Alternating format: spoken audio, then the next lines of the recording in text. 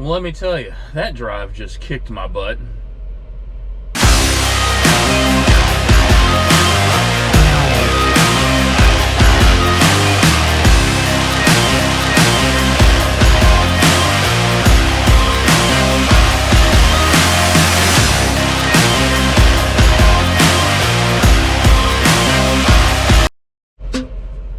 What is going on, guys? Welcome to a beautiful Sunday morning.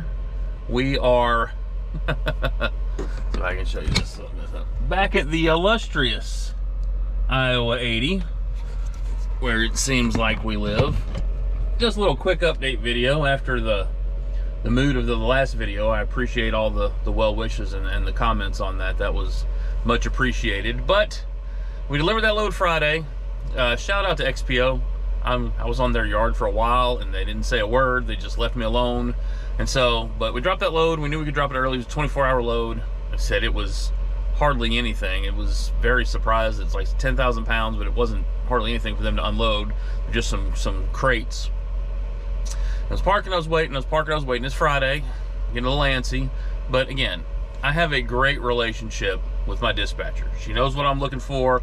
I trust her judgment. She doesn't just send me crap loads to get me a load, right? We have that comfort level, you know, because here's the way it works. They find the load, they submit it to you and say, here's what we're looking at. You reject it or you deny it. And so she knows what I'm looking for, knows that I'm probably not gonna take it. She don't waste my time or her sending it to me. So about 11:30, she goes, hey, I'm working on this load. Tell me what you think. And it was supposedly bouncing 52 miles, picking up 10,000 pounds, going over to Iowa. It was right at, I think, like 800 miles, a little bit over 2,400 bucks, $3 a mile. Good weekend load, like I said. It's light, 10,000 pounds. We can make that work. So, thanks to the wonderful state of Pennsylvania, I was in Huntington, Pennsylvania, and she sent me the load, and it picked up 50 miles from Huntington, Pennsylvania. But I guess what we didn't realize was that I was actually in North Huntington, Pennsylvania, which is over 100 miles from Huntington, Pennsylvania.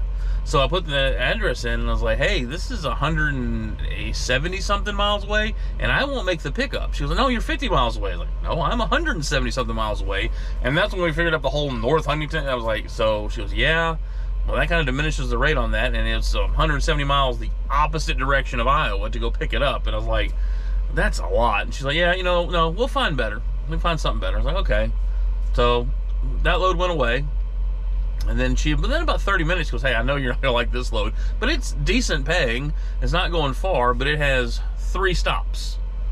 All on Monday morning, and they didn't start till 8 o'clock. I was like, so if I do that, basically, I'm gonna spend my Monday, the first day of my week, bouncing around completing loads. And the way this company works is you're paid for the load when you pick it up. So Monday is technically your first day to make revenue, and I would spend the whole day delivering last week's revenue. I was like, yeah, no, let's find something better. And she goes, okay, we'll keep looking. Now it's 1 o'clock. Now it's 2 o'clock on Friday afternoon, trying to get the weekend load so that we can get a reset. And as I explained, they're supposed to submit you the load. You're supposed to approve it, and then they go and book it. And she sent me a text message that says, hey, I'm working on another load to Iowa. And I don't think anything about it. Well, okay, let me know. Nothing I can do about it. I've been here, you know, I've got my split berth, we're good. And all of a sudden I get a text in all caps, we got it, we got it. I was like, okay, we got a load. But normally, she submits it to me. So when she says we got the load, and then she didn't submit it to me, kind of starts smiling, because that's typically a good thing. She knows me, and she's like, yeah, he's not going to turn this load down. And she and I have that kind of, like I said, our relationship's on point like that, that I don't, oh, you're supposed to submit that to approval. I don't do any of that. You know, if she books it, I'm going to be happy. She goes, all right, here's the load, we got it, here's the information, go pick it up. 30 miles away. All right, I can do that. It's going 600 miles. Like, okay, I can do that. She goes, guess how much it weighs? I was like, 4,000 pounds. She goes, 600 pounds. Okay. 600 pounds, 30 miles away, going 600 miles for $3,000. Yeah, we took that load. However, What I was not prepared for, the whole Chinese farmer thing, was when I got the load, I started driving. I just drove like 30 miles. I had a long day. I was like, you know what, like all day Saturday to get it there. It is what it is. I parked it, went on the turnpike at one of their little travel plazas, got up early, and I drove for 10.5 hours to get here to the Iowa 80. And I spent 10.5 hours in wind, sleet, rain, blizzard, and I'm talking headwind, not light winds. I'm talking 20-mile-an-hour headwinds, and I'm just doing this number driving down the road because I'm empty. Basically, I could go show you this load, you know, my trailer's not locked. Well, it's locked, but it can be unlocked. There's no seal on it, is what I meant. And you can like open up the trail doors and you can't even see it. It's 4 2x2x2 tubs of hydraulic hoses, and I'm delivering it, but I get to deliver it at 5 o'clock in the morning. And because of the weather and everything else, I'm an hour and a half away, so we'll be starting about 2:30 in the morning. So we're gonna get this video together. The whole purpose of the video, I got $5 a mile. We're about the 5 things that I hate about this truck. And yes, I'm nitpicking. And yes, it's just meant to be funny. So, hope you guys enjoy. Talk to you next one. God bless, and let's get rolling. All right, welcome to another video. Same clothes, filmed a lot of videos. So, in this video today, I'm gonna talk to you about the 5 things that I hate about my 2022 Mack Anthem. Sometimes you wonder what 3rd grader designed this stuff. Talk to you in a minute. All right, so in this video, on the 5 things that I hate about this truck, I'm gonna throw an honorable mention because I love it and I hate it. And that is curtains. These things are a lifesaver. They make the cab seem so much bigger when you can just close them in front of you. But what kindergartner came up with this design? I had them in my Peterbilt and my Freightliner, and these are by far the worst design curtains. So you'll notice my sun visors, because you see the track right here comes up underneath here. Well, with this closed, you can't get to the track. So in my Freightliner, my Peterbilt, you just fold the sun visor, grab it one hand, and it flips closed. Oh no, because you have to put this down, pull this around, and push this out to get these curtains, which by the way are the stingiest curtains. They don't just pull because they get all bunched up and they overlap. They don't even like magnetic close, they just kind of hang there. Now they can black the stuff out, but they are a blessing. But like, I'm gonna put these up, I mean, they get hung up, so you're constantly having to, you know, do this, and they don't go far enough back here. So they are an absolute, I mean, it takes me, you know, time that I don't have in the morning just to put my curtains up. But having curtains is a blessing. So I want to complain, but I don't want to complain. So they are, I love to hate them.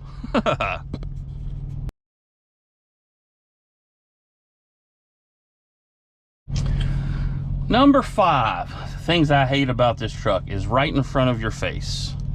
These by far are the biggest monstrosity of ant antenna hood mirrors I've ever seen. I mean, you literally, thanks Robert with the APU, have to be careful putting your hood down because these things will knock the crap out of you. They are huge and they're on this big ass swivel design, and as badass as my truck looks, those hood mirrors, man, at least they're pointed, but I mean, you look at the Volvos, they just kind of come off here and come out, and you can still see, you see the ones on the Peterbilt, I mean, they're big, but that is just the biggest eyesore about this truck. As much as it is, as beautiful as it is, staring at those big needle antennas is, man, that design, I wish they'd go with that Volvo design. Those are ugly.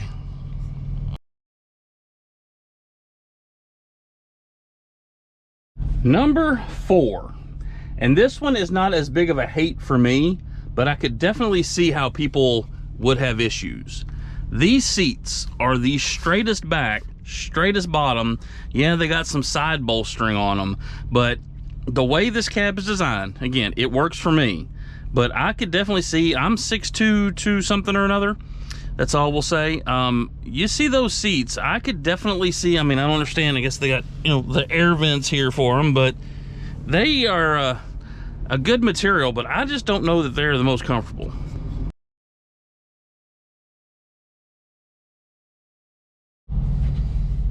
Number 3 on the list. Let's talk about this one for a second. And that is, much like the Peterbilt guys, dealerships. I have driven by a lot of Volvo, Mack dealerships. Remember, they service 2 truck brands.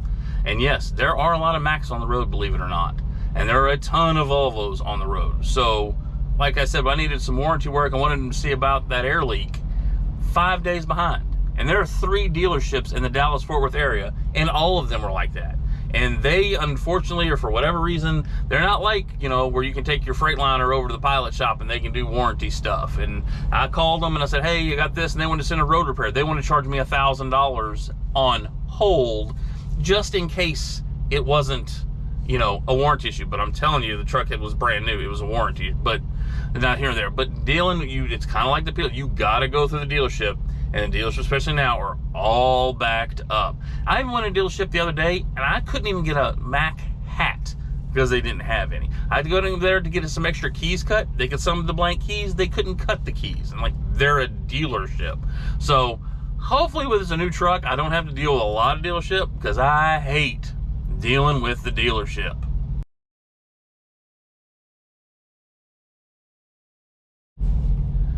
Number 2. This is kind of a funny one, but I don't like any truck that's stock. I don't care how sweet she looks. Be it decked out 2023, whatever you want to call it.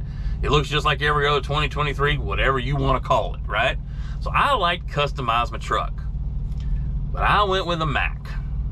I went into the Iowa 80, the world's largest truck stop. And they carried no Mack floor. I could not get Mack floor mats. I went in to get Mack. I could not get Mack mud flaps. I couldn't get a Mack hat. I couldn't get a Mack t-shirt. World largest truck that had no Mack stuff. And I've been to several other places, no Mack stuff. And customized, you know, I got wheel covers. Well, everybody's got wheel covers. I got the vent shades. Thank God for those, because I need those. But you can't customize it. I'm proud to drive a Mack. I can't find a damn Mack keychain for that matter. I can Amazon order it, but I'm on the road, baby. We're out here making that money.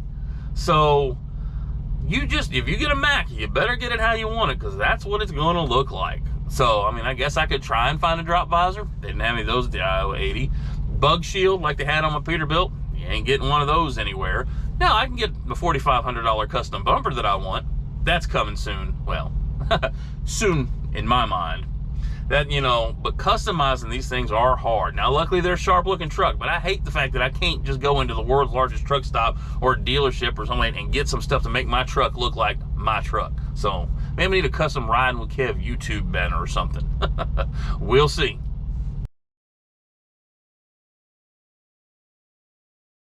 And number 1, the big Kahuna.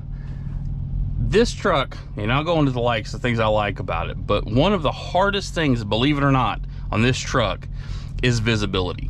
This dash sits up really high, which is comfortable, but as you can see, as big as this windshield is, between the ginormous antennas, yes, my GPS doesn't help things, you don't have great visibility. But that's not even what I'm talking about when I say visibility. It's this right here. When I look out my window and I'm looking for oncoming traffic, I see a mirror or an A-pillar.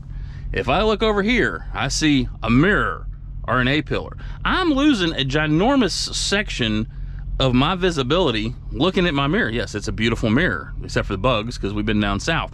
But I'm constantly having to lean over here to see if traffic's coming, or lean back here, or kind of check out over here. I mean, you have a good amount of, it's doable, but you have a very big amount for as big as this truck is, as nice as this truck is. Your visibility, you definitely take some getting adjusted to. You're trying to look at your mirrors. They're great for backing. They do great for that. But as far as, hey, look at that flatbed. As far as visibility, as big as this truck is, as awesome as it looks, you would be surprised. You have to adjust a lot of times when you're trying to see where you're going, or make turns, or see if we're oncoming traffic, especially when I'm looking out my mirror. That mirror with that A-pillar, I mean, it is rough. So it definitely could use. I wish those mirrors, you know, you look at those Peterbilts, they come out and they're up at the front of the window. They're up by the A-frame, so the A-pillar and the mirror are one and the same. I don't have that. That definitely was something I would look into fixing.